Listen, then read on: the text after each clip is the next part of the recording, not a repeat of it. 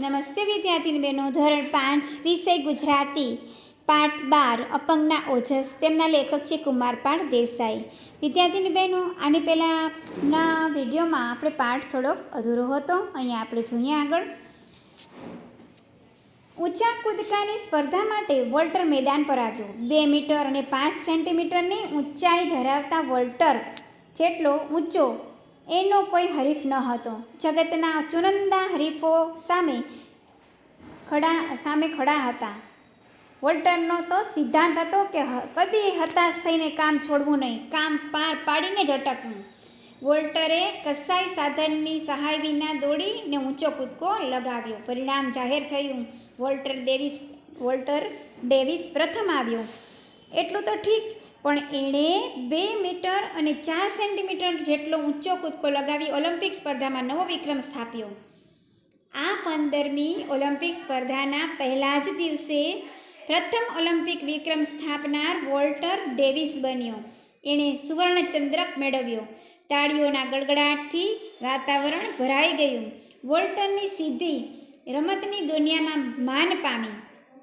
એનો પુરુષાર્થ લોકોના દિલમાં આદર પામ્યો. આ સિદ્ધિ પછી પણ વોલ્ટર ડેવિસે આનાથી પણ ઊંચા કૂદકા લગાવ્યા. એક બિનસત્તાવાર સ્પર્ધામાં તો તેણે 2 મીટર અને 13.5 સેન્ટીમીટરનો ઊંચો કૂદકો લગાવ્યો હતો. જો વિદ્યાર્થીની બહેનો, એની હિંમતને આપણે ખૂબ દાદ દેવી જોઈએ. આવી જ હિંમત આપણે કરીએ તો આપણે પણ જીવનમાં દરેક કાર્યોમાં સફળતા મેળવી શકીએ. ક્યારેય હિંમત નહીં હારવાની, ક્યારેય નાસીપાસ નહીં થવાનું કે મને આ વખતે ઓછા માર્ક્સ આવ્યા તો હું હવે મહેનત નહીં કરું.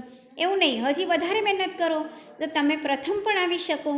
તમારામાં જ તમારી બધી શક્તિ તમારામાં જ પડેલી છે અને બહાર લઈ આવો અને ખૂબ મહેનત કરી અભ્યાસ કરો. વોલ્ટર જીવન અને રમતના મેદાનનો સાચો વિજેતા બન્યો. જે વોલ્ટરને માટે ડાક્ટરોએ કહ્યું હતું કે એ કદી પણ જાતે પગ હલાવી શકશે નહીં, હાથ પગ હલાવી શકશે નહીં, એ વોલ્ટર મન અને તનની તાકાતથી જગતમાં ઊંચામાં ઊંચો કૂદકો લગાવનારો માની બન્યો. એણે બતાવ્યું કે અપંગ અથવા અશક્ત એ લાચાર કે અસહાય નથી. એ હિંમત ન હારે તો ધારે તે કરી શકે છે. આપણામાં અંદર એટલી શક્તિ રહેલી જ છે વિદ્યાર્થીની બહેનો કે આપણે જે ધારીએ તે કરી શકીએ એમ છીએ, પણ આપણે મહેનત ને હિંમતથી કામ લેવું જોઈએ. જે મહેનત કરે એ સફળ થાય જ છે. બરાબર? સખત પરિશ્રમનો કોઈ વિકલ્પ નથી. આ જ એક સુવાક્ય છે, તમારે યાદ રાખવાનું છે.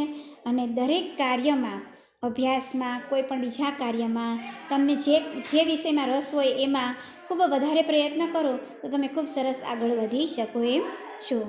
નમસ્તે વિદ્યાર્થીની બહેનો.